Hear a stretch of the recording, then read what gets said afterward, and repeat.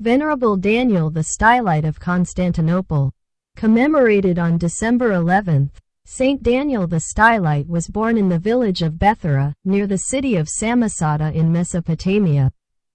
His mother Martha was childless for a long while, and in her prayers she vowed that if she had a child, she would dedicate him to the Lord. Her prayers were heard, and Martha soon gave birth to a son, who was without a name until he was 5 years of age. The boy's parents desired that since he was born through the goodwill of God, he should also receive his name from God. They took their son to a monastery located nearby and approached the igumen. The igumen gave orders to take down one of the service books and unrolled it at random. He found the prophet Daniel, December 17th, mentioned in it. Thus did the boy receive his name. The parents asked that he might remain at the monastery, but the igumen would not accept him, since he was still only a small boy. At 12 years of age, saying nothing to anyone, the child left home for the monastery. His parents were happy when they learned where their son was, and they went to the monastery. Seeing that he was still going about in his worldly clothes, they besought that the igumen should clothe him in the angelic garb.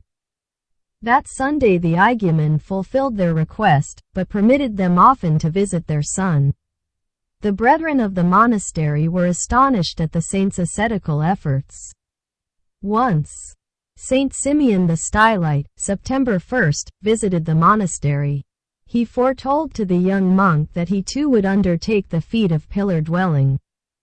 Saint Daniel continued with his ascetic life in seclusion.